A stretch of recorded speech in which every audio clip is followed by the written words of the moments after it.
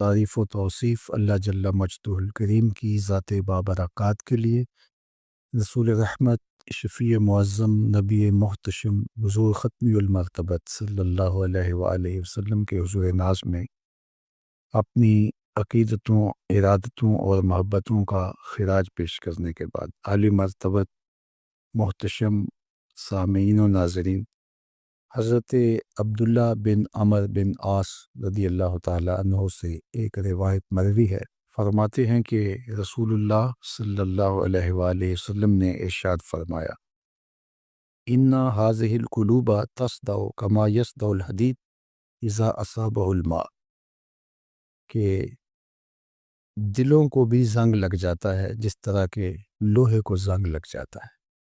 لوہے کو جب پانی لگ جائے تو وہ زنگ آلود ہو جاتا ہے۔ اسی طرح گناہوں کے سبب، غفلتوں کی وجہ سے دل بھی زنگ آلود ہو جاتے ہیں۔ اللہ تعالیٰ ہمارے دلوں کو زنگ آلود ہونے سے محفوظ فرمائے۔ لیکن یہ ایک حقیقت ہے، ہماری مسلسل غفلت اور اعمال بد اور گناہوں کے سبب سے دل زنگ آلود ہو جاتے ہیں۔ قیل یا رسول اللہ صلی اللہ علیہ وسلم وما جلاؤہا، عرض کی حضور اس کا علاج کیا ہے؟ ان دلوں کو روشنی کیسے ملے گی؟ زنگ کیسے اترے گا؟ دل اجلے کیسے ہوں گے؟ تو اللہ کے محبوب علیہ السلام نے ارشاد فرمایا، قال کثرت ذکر الموت و تلاوت القرآن، کثرت کے ساتھ موت کو یاد کرنا اور قرآن مجید کی تلاوت کرنا، یہ دو ایسے عمل ہیں کہ جو دلوں کا زنگ اتار دیتے ہیں۔ کثرت ذکر موت دنیا کی محبت کم کرتی ہے، اور جب انسان اپنی موت کو یاد رکھتا ہے تو موت کی یادداشت دنیا کی لذتوں سے محفوظ رکھتی ہے، بلکہ فرمایا کہ لذتوں کو توڑنے والی کو یاد کرو۔ عرض کی یا رسول اللہ صلی اللہ علیہ وسلم لذتوں کو توڑنے والی کیا چیز ہے؟ تو فرمایا موت۔ تو موت خواہشات کو کم کرتی ہے، آرزوؤں کو محدود کرتی ہے۔ تو یہ ہمیں ہر وقت مستحضر رہنا چاہیے کہ ہم یہاں ہمیشہ کے لیے نہیں آئے، ہم نے کچھ عرصہ گزارنے کے بعد یہاں سے ایک اور دنیا کی طرف کوچ کر جانا ہے۔ یہ جب ہمارے تصور میں رہے گا اور ہم اس سے غافل نہیں ہوں گے تو پھر کبھی بھی ہم اللہ کی نافرمانی کی طرف نہیں آئیں گے، بلکہ اچھے اعمال کی طرف ہی ہماری رغبت ہوگی۔ دوسری چیز جو دل کو ستھرا کرتی ہے، دل کا زنگ اتارتی ہے اور اللہ کی معرفت کا رنگ دیتی ہے، وہ ہے تلاوت کلام مجید۔ تلاوت کلام مجید اللہ جل شانہ کا ایک ایسا انعام ہے اس امت کو جو دیا گیا، جو ہم راتوں کی تنہائیوں میں اور دن کے اجالوں میں کرتے ہیں۔ ہماری نمازوں کے اندر قرآن مجید کی تلاوت کو رکھا گیا، ہمیں قرآن مجید کی تلاوت کی ترغیب دی گئی۔ تو یہ اللہ کا کلام ہے، اور اللہ کے کلام کی جو تاثیرات ہیں وہ دلوں کو نور بخشتی ہیں۔ تو جب دل قرأت قرآن سے، تلاوت کلام مجید سے، قرآن مجید میں غور و فکر اور تدبر کرنے سے دلوں کو معرفت الہیہ نصیب ہوتی ہے اور دلوں کو نور ملتا ہے، دل اجلے ہو جاتے ہیں اور پاکیزہ ہو جاتے ہیں۔ تو یہ دو چیزیں اس حدیث پاک میں بیان فرمائی گئی جو دلوں کا زنگ اتارتی ہے، ایک کثرت کے ساتھ موت کو یاد کرنا، اور دوسرا قرآن مجید کی تلاوت کرنا۔ اور ایک اور حدیث پاک میں جو اللہ کے محبوب علیہ السلام کا فرمان علی شان ہے، بیان فرمایا گیا، ان لکل شیء ثقالہ، ہر شے کا زنگ کسی نہ کسی شے سے اترتا ہے، وَإِنَّ ثَقَالَةَ الْقُلُوبِ ذکر اللہ، اور دلوں کا زنگ اللہ کے ذکر سے اترتا ہے۔ ذکر الہی کرنے سے دل نور پاتے ہیں اور زنگ اترنا شروع ہو جاتا ہے۔ اور آقا کریم نے یہ بھی ارشاد فرمایا وما من شیء انجا من عذاب اللہ من ذکر اللہ، اللہ کے عذاب سے نجات دینے والی ذکر الہی سے بڑی کوئی چیز نہیں ہے۔ سب سے زیادہ اللہ کے عذاب سے جو نجات دیتا ہے وہ اللہ کا ذکر ہے۔ تو کثرت ذکر دلوں کا زنگ اتارتا ہے اور اللہ کی معرفت کا نور نصیب ہوتا ہے۔ حضرت یحییٰ بن معاذ رضی اللہ تعالیٰ عنہ فرماتے ہیں کہ دل زنگ آلود ہو جائیں، بیمار پڑ جائیں اور غفلت کے مرض میں مبتلا ہو جائیں تو 5 اشیاء ایسی ہیں جو دلوں کو شفا دیتی ہیں، دلوں کا علاج ہے اور دلوں کو جلا بخشتی ہیں۔ تو فرمایا سب سے پہلے تو قراءۃ القرآن بالتفکر، تفکر کے ساتھ قرآن مجید کی تلاوت کرنا، جو کہ حدیث پاک میں بھی آپ نے سماعت کیا۔ اور دوسرا فرمایا وخلاء البطن، اور پیٹ کا خالی ہونا۔ بھرے ہوئے پیٹ غفلت کا سبب بنتے ہیں، اس لیے کثرت کے ساتھ روزے رکھنے چاہیے۔ روزہ اللہ جل شانہ کی قربت کا ذریعہ ہے اور تقوی کا نور دیتا ہے اور باطن کی جلا کا سبب اور ذریعہ ہے۔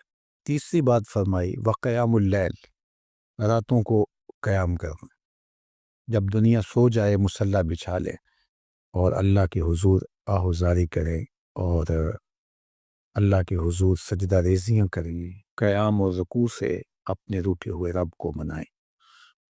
اس سے دلوں کے زنگ اترنا شروع ہو جائیں گے اور دل اللہ کی معرفت کا رنگ پکڑنا شروع کر دیں گے۔ اور چوتھی چیز انہوں نے بیان فرمائی وَالتَّضَرُّعُ عِنْدَ السَّحَرِ، سحری کے وقت مصلی کے اوپر بیٹھ کے رونا۔ سحری کے وقت مصلی بچھا لیں اور اللہ کے حضور آہوزاری کریں، قیام میں رونا، سجدوں میں رونا، رکوع میں رونا، دعاؤں میں آہوزاری کرنا، مصلی بچھا کے اس پہ بیٹھ کے دعائیں کرنا، اللہ کے حضور تضرع کرنا، اللہ کے حضور زاری کرنا۔ اور یہ اس قدر مفید ہے دلوں کی جلا کے لیے، باطن کی ستھرائی کے لیے، روحوں کی پاکیزگی اور عفت کے لیے اور من کی روشنی کے لیے کہ یہ تجربہ آپ کر کے دیکھیں کہ آپ سحری کے وقت اٹھ جائیں اور اللہ کے حضور سجدہ ریز ہوں، اور وہ وقت ہی ایسا ہوتا ہے کہ جب آپ وضو کر کے مصلی پہ آتے ہیں تو خود بخود آنسو ڈھلنے لگ جاتے ہیں۔ ایک درد اور کیفیت ان لمحوں کے اندر رکھی گئی ہے۔ اور پانچویں چیز جو ارشاد فرمائی گئی وَمُجَالَسَةُ الصَّالِحِينَ، نیک لوگوں کی صحبت۔ حضرت مجدد الفسانی علیہ رحمہ فرماتے ہیں کہ نیک لوگوں کی صحبت کبریت احمر کا درجہ رکھتی ہے، سرخ گندک کی طرح ہے، اور ان کی صحبت دلوں کو پاک کرتی ہے، صفائی دیتی ہے، ستھرائی دیتی ہے۔ اور آج کی تاریخ میں دنیا اس بات کو تسلیم کرتی ہے کہ جو لوگ موجود ہوتے ہیں ان کے ابدان سے کچھ شعائیں نکلتی ہیں، حتیٰ کہ کافر کے اندر سے بھی کچھ شعائیں نکلتی ہیں جو اپنے پاس بیٹھنے والوں پر اثر انداز ہو۔ تو اسیری لہریں نکلتی ہیں مختلف لوگوں کے وجود سے، اگر وہ اچھا ہوگا تو اس کے اثرات لوگوں کے اوپر مرتب، اور اگر وہ برا ہوگا تو اس کے اثرات برے اس کے اوپر مرتب ہوں گے۔ اور یہ ایسا تجربہ ہے کہ جو آپ کر سکتے ہیں۔ اچھے لوگوں کی صحبت میں بیٹھنا اٹھنا شروع کریں، خود بخود آپ محسوس کریں کہ اندر کچھ اتر رہا ہے، نور اتر رہا ہے، روشنی اتر رہی ہے۔ اچھے لوگوں کی صحبت میں بیٹھ کر رغبت دنیا کم ہوتی ہے، رغبت آخرت بڑھ جاتی ہے، انسان اپنا محاسبہ کرنے لگ جاتا ہے، نیکی کی طرف اس کے قدم اٹھنے لگ جاتے ہیں، برائی سے رکنا شروع کر دیتا ہے۔ اور برے لوگوں کی صحبت میں بیٹھنا شروع ہوں گے تو آپ کی نمازیں چھوٹنے لگ جائیں گی، آپ کی نظر میں ناپاکیزگی آنے لگ جائے گی، کی سوچوں میں آوارگی آنے لگ جائے گی، طلب دنیا بڑھنا شروع ہو جائے گی، تکبر، رونت، غرور، یہ سب کچھ اترنا شروع ہو جائے گا برے لوگوں کی صحبت سے۔ اس لیے برے لوگوں کی صحبت سے ایسے بھاگا جائے جیسے کسی موذی جانور سے بھاگا جاتا ہے۔ رومی نے تو کیا خوب کہا کہ تا توانی دور شو از یار بد بدتر بود از مار بد. کہا جہاں تک ممکن ہو برے یار سے دور رہے، اور پھر فرمایا کہ برا یار برے سانپ سے بھی برا ہے. وہ کیوں؟ کہا کہ سانپ لڑتا ہے تو جان لیتا ہے، برا یار لڑتا ہے ایمان لیتا ہے، آخرت برباد کر دیتا ہے. اس لیے اچھے لوگوں کی صحبت کو تلاش کرنا چاہیے، اور اچھے لوگ مل جائیں تو ان کی صحبت کو غنیمت سمجھنا چاہیے. مجھے واصف علی واصف مرحوم کا ایک جملہ یاد آیا. انہوں نے کہا تھا جس شخص کے بارے میں تمہیں شک ہونا کہ اللہ کے قریب ہے اس کے نیڑے لگ جاؤ. تمہیں شک بھی پڑ جائے کہ یہ بندہ اللہ کے قریب ہے تو پھر اس کے نیڑے لگ جاؤ، اس کی غلامی اختیار کر لو، اس کی نوکری اختیار کر لو، اس کی صحبت اختیار کر لو. تو یہ 5 چیزیں حضرت یحییٰ بن معاذ فرماتے ہیں کہ اجڑے ہوئے دلوں کو آباد کر دیتی ہیں، بیمار دلوں کے لیے پیام شفا ہے، اور دلوں کے زنگ اتار کے اللہ کی معرفت کا رنگ دیتی ہیں. اور ان میں سے قراءۃ القرآن بالتفکر، دوسرا خلاء الباطن، تیسرا قیام اللیل، اور چوتھا التضرع عند السحر، اور 5واں مجالسۃ الصالحین، نیک لوگوں کی مجلس صحبت. میاں صاحب نے بھی کہا تھا صحبت مجلس پیر میرے دی بہتر نفل نمازوں، ہیک ہیک سخن شریف سونے دا کردہ ماہر مرازوں. اللہ اکبر. چونکہ ظاہر ہے جو خیر پر مشتمل بندہ ہوگا تو وہ جب بھی بیٹھے گا خیر ہی بانٹے گا. الاناؤ یترشع بما فیہ، برتن سے وہی ٹپکتا ہے جو برتن کے اندر ہو. تو کسی اچھے آدمی کی صحبت میں آپ بیٹھیں گے تو وہ خیر ہی دے گا، وہ آپ کے لیے رحمت کا سبب ذریعہ بنے گا.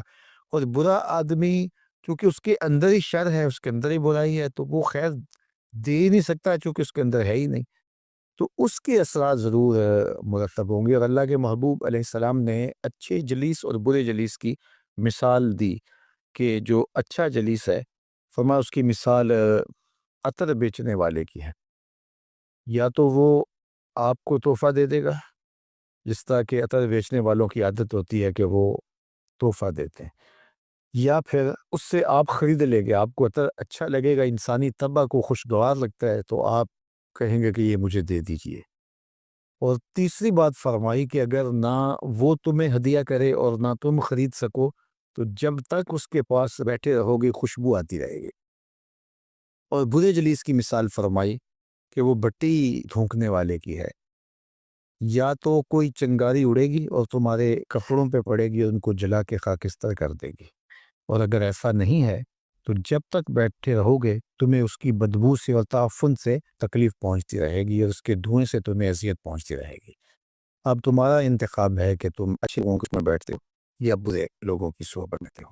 تو دلوں کا علاج پھر اللہ کے ذکر سے ہے.